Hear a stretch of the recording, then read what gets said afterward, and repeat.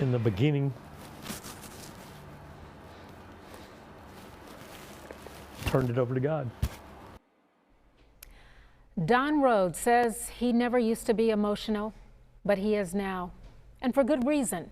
On March 2nd, 2021, Don received a gift he never wanted, but he was thankful to get it. He now tells a story of courage, faith, disappointment, and inspiration as he waited for a miracle. It's a routine Don Rhoads abides by religiously.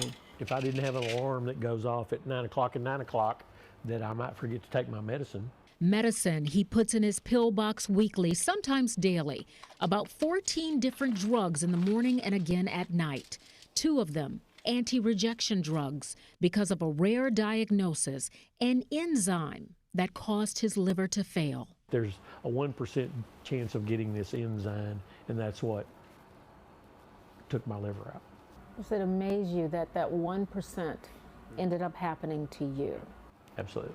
November 2020, Don is put on the liver transplant list at UAMS. Dr. Lyle Burdine heads up the transplant program and says when the liver goes bad, ultimately there's one option. You know, there is no dialysis for liver disease. If we can't find them a transplant, then that's it. They don't live. By January 22nd, 2021, Don surprisingly gets news they found a liver and told to rush to the hospital. Then, after being prepped for surgery, there's a doctor on the phone. He goes, liver's not any good, go home. So we pick up and we go home. February 9th, same drill. Again, he's prepped for surgery with another disappointment. About 4 doctors walk in and said, liver's bad, go home. And your thoughts on that? Well, by that time, I had really decided that this was the end.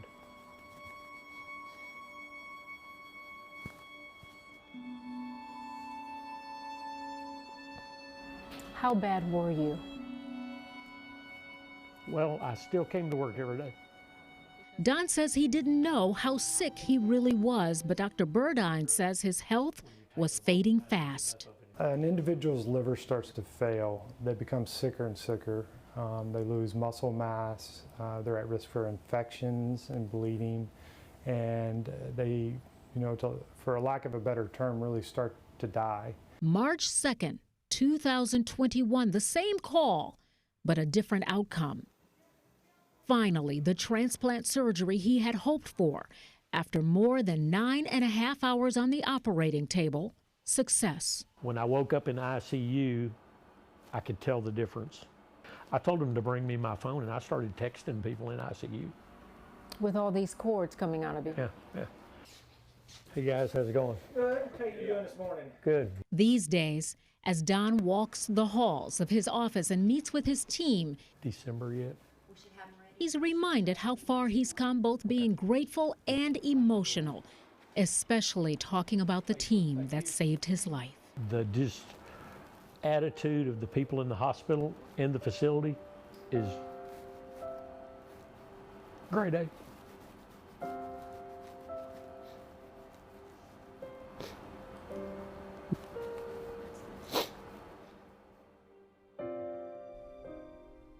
And definitely a high grade that saved his life.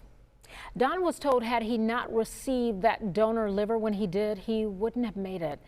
He believes the liver came from an emotional person, which is why he's so emotional these days. But Dr. Burdine said there's no truth to that. He said after going through a near-death experience, it's common to become emotional. But here's something else. The transplant program at UAMS is rated one of the best in the country. They get the highest score or close to it year after year. It's based on how fast they get people off the waiting list and how patients do after transplants. UAMS is the only facility in the state that has hepatologists, liver-directed specialists. You need good OR and anesthesia teams, interventional radiology, advanced endoscopy, and the surgery piece, everybody needs to be well trained and able to do it. In Arkansas, about 90% of the patients on liver transplant list, they will get one, but sometimes there are patients who just become too sick to accept a transplant.